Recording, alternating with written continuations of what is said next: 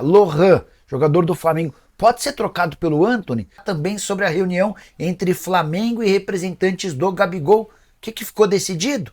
De La Cruz afirmando ou descartando uma informação que foi divulgada de que ele pretendia voltar para a Argentina. Tem também últimas no mercado, bastidores, finanças e muito mais. Fala aí pessoal, sou Jorge Nicola, bem-vindos a mais um vídeo do canal, sempre bom ter vocês por aqui. Sem perder tempo, só pedir para deixar like, se inscrever no canal e ativar todas as notificações. Bora falar agora sobre a reunião virtual que aconteceu entre Marcos Braz, o vice-presidente de futebol do Flamengo, e Júnior Pedroso, o representante do Gabigol. Essa reunião virtual aconteceu nessa quarta-feira para tentar dar um rumo na carreira do jogador. Só para explicar os últimos acontecimentos, no domingo, depois do título da Copa do Brasil, o Gabigol veio a público para dizer que ia embora.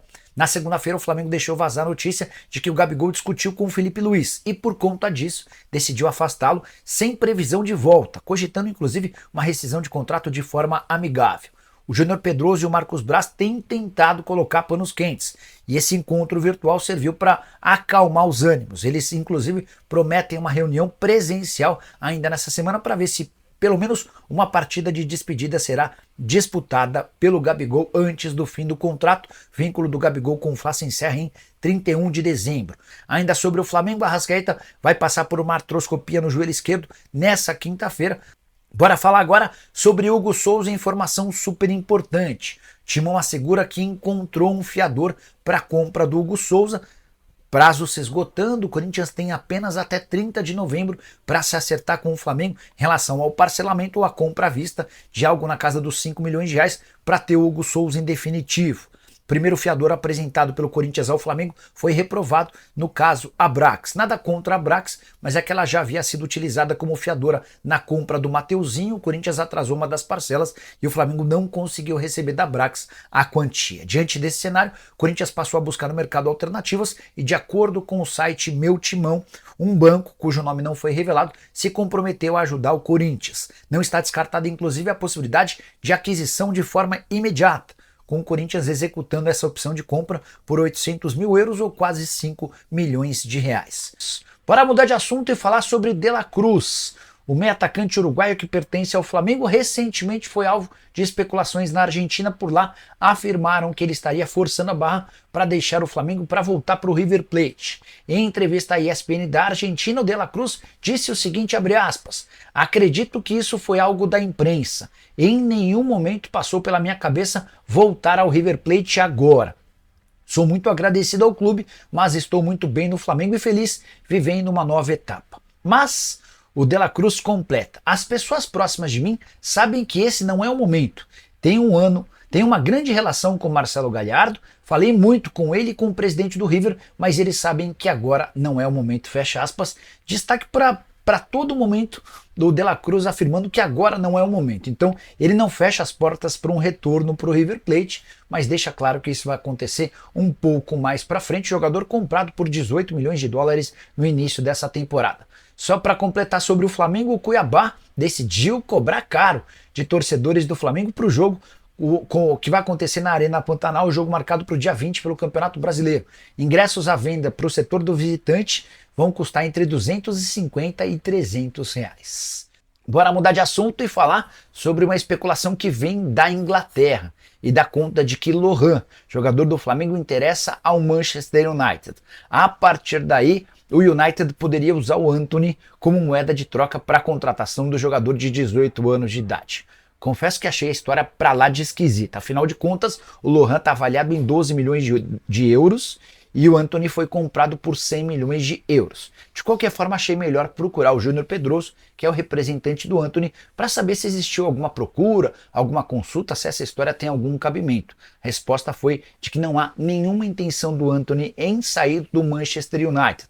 O clube acaba de trocar de técnico, o Rubem Amorim, que era o comandante do Sporting, foi contratado, foi apresentado agora na data FIFA e a partir daí abre-se uma nova possibilidade para que o Antony seja melhor aproveitado. Ele tem mais 2 anos e meio de contrato com o clube inglês e pretende continuar.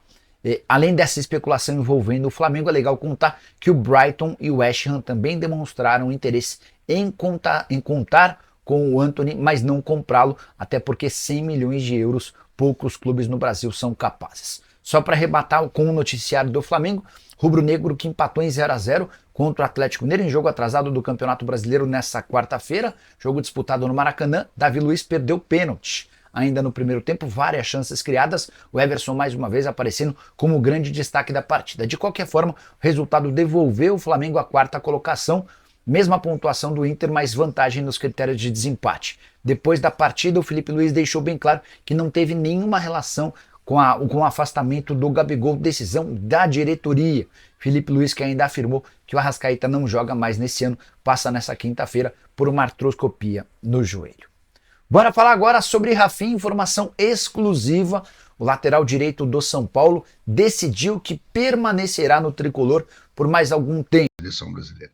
Impressionante como é que nossos times ainda são frágeis psicologicamente, né? O Brasil tinha sido bem melhor no primeiro tempo. Apesar das lambanças na defesa, o Brasil tinha sido muito melhor do que a seleção da Venezuela, que é fraca, gente. É fraca, está lá embaixo na tabela. Está brigando para ver se consegue pegar o 7º lugar para jogar uma repescagem. Ah, mas o jogo era na casa deles, eles ainda não perderam lá. Esse tipo de argumento, para mim, não vale. Porque se dissesse, não, o Brasil fez tudo para ganhar, a seleção venezuelana, o goleiro deles esteve numa noite esplendorosa, fez 200 defesas. Não foi o caso. Teve uma bola na trave do Vini Júnior, que, insisto, achei até que estava fazendo um bom primeiro tempo. Botou pelo menos 3 jogadores na cara do gol, com bons passes, e no lance que tocaram para ele, ele mandou uma bola na trave. Mas aí no segundo, como eu estava dizendo, o Brasil leva o gol logo de cara e desmorona, desmilingue. O que poderia ter salvado o Brasil, e aí é que eu acho que é uma pena, mas o Vini Júnior estraga a atuação boa que ele estava tendo no primeiro tempo, é que ele arranca numa bola, se livra do zagueiro, vai para dentro da área e é derrubado pelo goleiro. O juizão marcou até fora da área no primeiro momento, mas o VAR, óbvio, olhou lá de cima e disse, marca do cal. O juiz nem foi para a televisão. Fez assim e pá, apontou a marca do cal. E aí vai o Vini bater. O Vini que está careca de bater pênalti no Real Madrid e de fazer gol no Real Madrid, pelo Real Madrid. Aí o que acontece com o Vini? Cara, mas que cobrança horrorosa. Foi estilo Davi Luiz no jogo do Flamengo ontem. Mesmo estilo. Bola fraca, bola próxima do centro e naquela alturinha assim que é perfeita para o goleiro pegar. O goleiro espalmou, a bola voltou para o Vini Júnior e ele, com a perna canhota, deu uma canelada e jogou lá para fora. Ali, para mim, o Vini Júnior enterrou a atuação dele. Ah, mas aquele pênalti perdido apagou o que ele tinha feito de bom no primeiro tempo? Para mim, apagou. Porque tem jogadores, e o Vini Júnior é um deles, que por ser de exceção, por ser um jogador acima da média, ele não pode errar esse tipo de coisa. É a hora de chamar a responsabilidade. Ele chamou até, ele pediu para bater o pênalti, mas você tem que chamar a responsabilidade e transformar em algo positivo. E ele falhou. Então, infelizmente, o que eu acho que vai passar para geral, assim, para impressão geral, é que ele, mais uma vez, foi mal na seleção brasileira. Porque na hora da verdade, na hora em que ele poderia ter feito 2-1 para o Brasil, eu tenho certeza, se ele tivesse feito 2-1 ali, a Venezuela não ia ter mais forças para voltar para buscar o empate. E o Brasil teria ganhado, mas ele perdeu. E a sensação que eu tenho, cada vez mais forte, é que ou o Brasil busca um técnico estrangeiro, ou nós vamos patinar igual nas 2 últimas Copas. Gente, nossos técnicos estão 2, 3 degraus abaixo dos melhores estrangeiros que nós temos aqui. Não estou nem falando dos estrangeiros lá fora, não. Dos nossos aqui. O Abel Ferreira teria que ser convocado. Ah, não gosto do Abel porque o Abel briga muito à beira do campo. Vai lá e liga para o Jorge Jesus, que também briga na beira do campo. É o sonho do Mister. É o sonho do Mister. Traz ele para preparar para a Copa. Ah, não quero o Mister, porque o Rodolfo Landim me contou coisas terríveis do Mister. Esse diálogo entre Dinaldo e Landim houve, e o Landim fez questão de dar uma mão de merda no Mister. Bota o Arthur Jorge, cara. Mas o técnico brasileiro tem que ser estrangeiro. Bota o Vojvoda. todos eles estão muito à frente dos melhores brasileiros. Tem um brasileiro que está nascendo agora que vai ser melhor que todos eles. Chama-se Felipe Luiz. Mas está muito novo para ir para a seleção. Está muito novo. Talvez para a próxima Copa seja uma excelente solução. Mas para essa agora, precisaria ter mais casca. Então, quem pode ser? Abel Ferreira. Quem pode ser? Jorge Jesus. Quem pode ser? Arthur Jorge. Com o Dorival, com o Diniz, com o Ramon, a gente viu a merda que foi. Com o próprio Tite em 2 Copas, gente. O Tite, quando foi para a seleção, era o melhor treinador do Brasil. Disparado. Foi uma unanimidade. Imagina, nós estávamos com o Dunga pela segunda passagem. Como é que chegamos a isso, cara? Como é que chegamos a isso? E agora, o Edinaldo tinha se acertado lá com o Ancelotti, e tinha mesmo. Eu sei que tinha. Mas aí foi derrubado do comando da CBF. Óbvio que o Ancelotti disse, pô, eu acertei com o cara é retirado do cargo, eu vou tratar de renovar rápido com o Real Madrid aqui. E foi o que ele fez. O Ancelotti seria uma belíssima solução. Mas se não formos atrás de um técnico estrangeiro, repito, não vamos fazer nada na próxima Copa do Mundo. Vamos nos classificar, claro que vamos nos classificar. Uma eliminatória sul-americana, que 7 se classificam, como é que você não vai se classificar? Claro que você vai se classificar. Mas, porra, futuro, otimismo, não levo a menor fé. Valdeir Santos diz, quem viu, viu. Brasil campeão do mundo. Pois é. Então, André, essa é a minha resposta. Agora aqui vem o DM e diz assim, essa diretoria é pífia, pode escrever, vão renovar o contrato do Bagregol e ainda vão dar aumento. Talvez só deem 3 anos e não 5, como ele queria. Olha, não acredito nisso. Tá? Vou até botar uma nota que a Raíza Simplício colocou no Twitter dela. E eu republiquei. Deixa eu ver se eu republiquei mesmo. Não, deixa eu procurar então no coisa dela. Peraí, Raíza.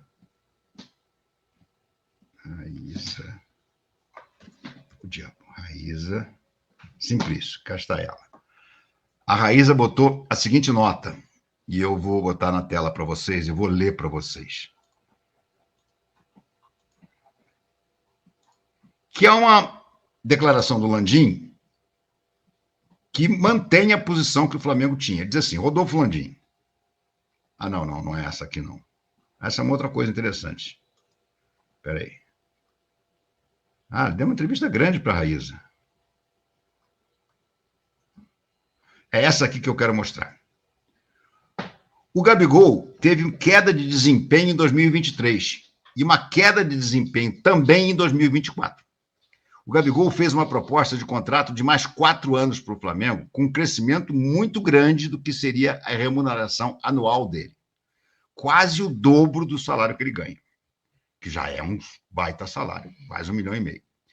A prova que a gente acredita na capacidade de recuperação é que nós fizemos uma proposta para ele no valor que ele pediu, ou seja, dando o aumento que ele queria, praticamente 50%, mas por 1 ano. Não é o Flamengo que não acredita. Não sei se é o Flamengo ou se é ele que não acredita nele. Se ele quer ficar no Flamengo e acredita nessa capacidade dele, por que ele não acerta 1 ano? Só estou dando esse ano para ele depois do que ele teve 2 anos não muito bons. Por que eu não daria? Por que eu daria mais 3 anos? Não, por que eu não daria mais 3 anos se ele tiver 1 ano, excepcionalmente, no ano que vem? Esse posicionamento do Landim, eu acho até correto. Vou ser sincero, eu acho até correto. Quer dizer, o cara vem muito mal. O cara não joga nada há 2 anos. Teve uma partida boa no primeiro jogo da final da Copa do Brasil. Ali ele lembrou o Gabriel dos bons tempos. E, justiça seja feita, mais uma vez ele fez gols que deram um título. Porque foram os 2 gols dele que garantiram uma vitória larga no primeiro jogo e que permitiu que o Flamengo, no segundo jogo, soubesse administrar e ainda ganhasse de novo por 1-0. Então, é inegável que as digitais do Gabriel estão também nesta Copa do Brasil, como já estiveram nas duas Libertadores, como já tiveram no Brasileiros, em várias outras situações. Mas foi só isso, gente. Foi só isso. No segundo jogo, inclusive, ele jogou muito mal o primeiro tempo. Ele jogou muito mal o primeiro tempo. Ele não viu a bola. Ele deu um chute cruzado que o Everson espalmou. A bola não ia nem para o gol. O Felipe Luiz, muito corretamente, sacou e colocou o Bruno Henrique, que foi fundamental para que o Flamengo se mantivesse no ataque, mesmo sendo pressionado, no contra-ataque, e acabasse chegando no gol do Plata. O gol do Plata nasce de um passe genial do Bruno Henrique. Então, eu acho perfeito. Cara, você não está jogando há 2 anos. Mas você é um cara que tem uma história aqui. Eu acho que talvez você possa se recuperar. Então vamos fazer 1 ano. Eu te dou até o aumento. Eu não daria nem aumento. Eu não daria nem aumento. Nós vamos te dar mais 1 ano de contrato para você nos provar que você pode voltar a ser aquele Gabriel. Se você voltar a ser aquele Gabriel, eu vou te pagar o aumento que você quiser, vou te dar 3 anos de contrato, tudo bem. Mas primeiro você vai ter que provar. Então, nesse aspecto, e olha que eu sou difícil de concordar com o Landim, né? Mas nesse aspecto, eu acho que a decisão foi correta. Só que aí veio toda a nhaca de não sei lá o quê, o Cruzeiro apareceu oferecendo 3 ou 4 anos, o Santos está oferecendo também, tá? E o Gabriel disse que não ia sair, que não ia jogar mais. Acho que o Gabriel foi extremamente infeliz de dizer aquilo naquele momento. Ali não era o momento, a não ser que ele quisesse tumultuar como ele queria. O Gabriel falou naquela hora porque ele sabia que iria causar o tumulto que ele causou. Com que intuito, não sei. Será que o Gabriel ainda tem esperança de que o Flamengo volte atrás? Eu não acredito que o Flamengo volte atrás. O que está acontecendo hoje? O Marcos Braz afastou o Gabriel e soltou na imprensa várias histórias de bastidor que são contra o Gabriel. O Felipe Luiz preferiu não botar a mão nessa cumbuca, mas dentro daquele pronunciamento dele, sóbrio, ele disse com todas as letras que houve um incidente. Mas aí o que acontece? O Landim está se borrando porque ele está percebendo que ele vai perder a eleição. Está se borrando. Uma das coisas que ele foi muito criticado depois do jogo de ontem foi essa história. Porra, tá vendo? Tirou o cara, na hora do pênalti não tinha ninguém para bater. O Flamengo deixou escapar a vitória. Porque muita gente ainda acreditava na disputa do título. Acredite se quiser, ainda tem gente que até hoje ainda acha que de repente dá. É um otimismo gigantesco. Eu já acho que não dá, ó. Mas não interessa, o fato é que gerou na Gávea, inclusive, e na Gávea é o grande problema do Landim, porque os eleitores do Flamengo estão na Gávea e não no Ninho do Urubu. Gerou na Gávea uma revolta dizendo assim, porra, a gente vai continuar pagando o cara até o final do ano e o cara não vai nem jogar? Porra, se estivesse no campo ontem a gente tinha ganho. Batia o pênalti e fazia o gol. Bom, ao perceber essa história toda, e mais, perceber que toda a discussão, a lavação de roupa suja que o Marcos Braz estava promovendo, com respostas do Gabriel, os dois estavam promovendo uma enorme lavação de roupa suja com esse caso, o Landim percebeu que isso ia respingar na eleição. Queria perder voto. O que ele fez? Chamou o Marcos Braz e disse, olha, bota uma trégua nisso. Até porque, como eu falei, muita gente estava dizendo, porra, o Flamengo vai pagar até o final do ano, esse puto não vai nem trabalhar. Vamos botar uma trégua, vamos botar panos quentes, vamos parar de brigar. E mais, vamos reintegrá-lo ao elenco. Porque você sabe que se você afastar o cara do trabalho, você pode até tomar um processo trabalhista. Eu estou sendo impedido de exercer a minha profissão. Mas eu estou te pagando. Não interessa. Eu, na minha profissão, preciso estar em atividade. Preciso estar treinando. Preciso estar jogando. Claro que jogando é uma coisa que dá para discutir, mas preciso estar treinando. Então, chegaram à conclusão de que o melhor a fazer era reintegrar o Gabriel. E o que faltava para a decisão de reintegrar o Gabriel veio hoje com a suspensão do Bruno Henrique. O Bruno Henrique foi suspenso por 2 jogos na Copa do Brasil, mas como a Copa do Brasil acabou, ele vai cumprir no Brasileiro. Então ele não joga contra o Cuiabá. Pode entrar com pedido de liminar?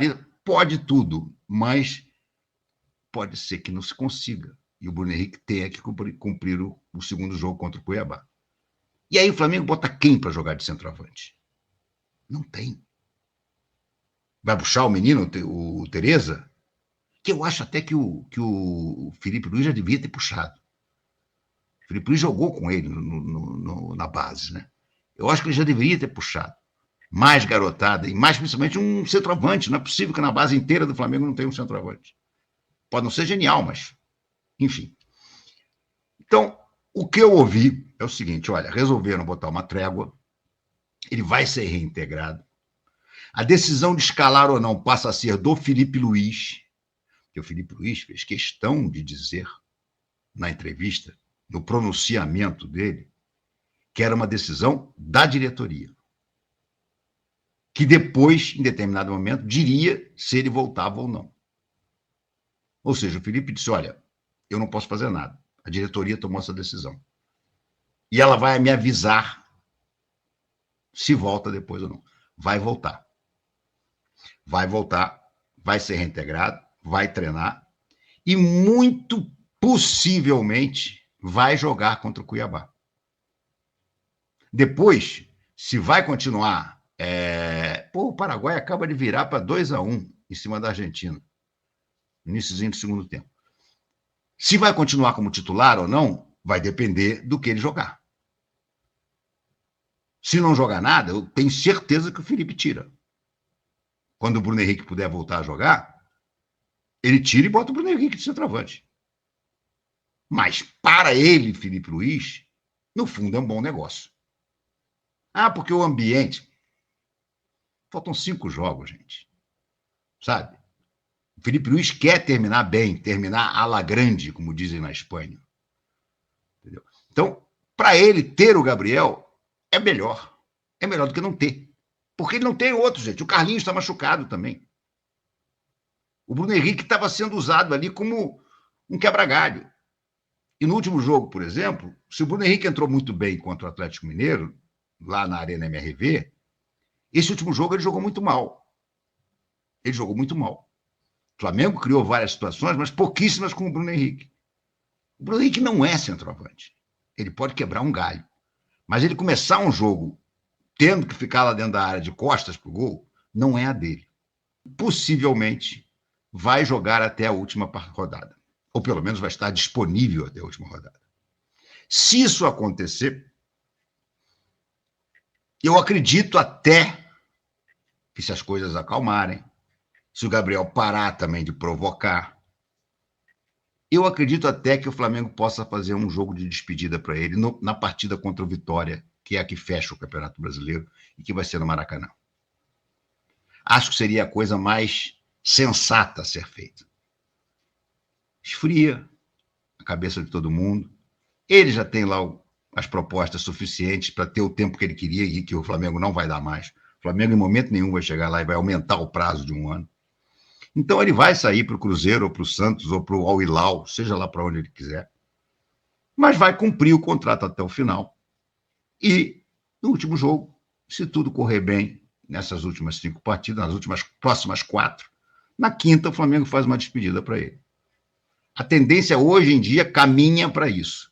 Agora, faço questão de ressaltar desde já, e essa é a situação de hoje.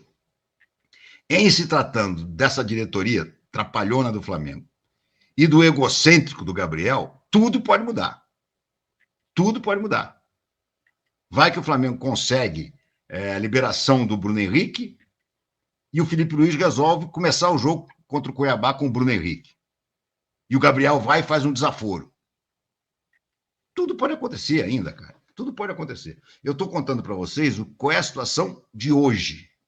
Hoje, quinta-feira, dia 14/11. Hoje, o Flamengo resolveu estender uma bandeira branca. Acenar, estender não. Acenar uma bandeira branca para o Gabriel. E do lado do Gabriel, houve também um aceno de bandeira branca. Então, vamos acabar o ano com dignidade. Vamos fazer os 5 jogos que faltam. No quinto e último, deixa eu ligar o ar. No quinto e último, se tudo caminhar direitinho, a gente pode até fazer uma homenagem e uma espécie de jogo de despedida, como aconteceu com Diego Alves, Diego Ribas, quem mais?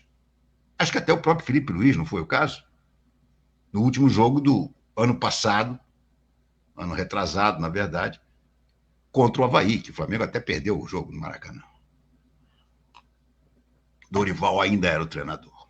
Pedro, artilheiro do Flamengo em 2024 e um dos grandes destaques do time ao lado de Gerson, está em fase avançada de recuperação após a grave lesão no ligamento cruzado anterior do joelho esquerdo. Sofrida em 4 de setembro, essa lesão é semelhante à que o afastou dos gramados por quase 8 meses quando ainda defendia o Fluminense em 2018.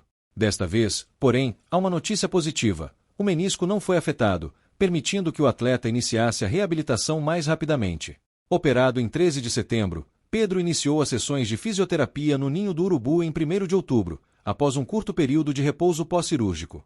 Hoje, ele realiza 3 sessões diárias de fisioterapia em casa, onde dispõe de equipamentos profissionais, e uma no centro de treinamento do Flamengo. Esse suporte intensivo tem sido essencial para a evolução do jogador, que já realiza exercícios de força com bastante desenvoltura. Recentemente, Marcos Braz, vice-presidente de futebol do Flamengo, compartilhou um vídeo que gerou entusiasmo na torcida. Nele, Pedro aparece trabalhando na cadeira extensora, um exercício crucial para fortalecer o joelho lesionado. O detalhe que chamou atenção foi o uso de carga completa, indicando que o atleta está reagindo bem aos estímulos físicos e respeitando os prazos previstos de recuperação, estimados entre 6 e 8 meses. Comparado ao período de 2018 a 2019, quando enfrentou uma lesão semelhante, a evolução atual de Pedro é notória. Naquele período, ele precisou de repouso total e não podia sequer apoiar o pé no chão. Agora, o camisa 9 tem apresentado avanços significativos em um curto espaço de tempo, evidenciando o quanto o trabalho conjunto da equipe médica e a estrutura disponibilizada pelo Flamengo tem contribuído para sua reabilitação.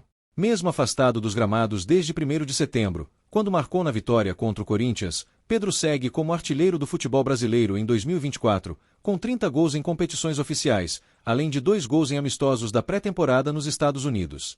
Com 8 assistências no ano, o jogador soma impressionantes 38 participações diretas em 43 partidas, consolidando sua importância para o time. No último domingo, durante as comemorações do pentacampeonato do Flamengo na Copa do Brasil, Pedro chegou a agachar para exibir a taça, o que preocupou alguns torcedores. No entanto, a torcida pode ficar tranquila. O atleta está confiante, seguindo um cronograma rigoroso de recuperação e demonstrando grande determinação para voltar aos gramados ainda mais forte. A evolução de Pedro não é apenas um alívio para o Flamengo, mas também um lembrete de sua importância para o futebol brasileiro.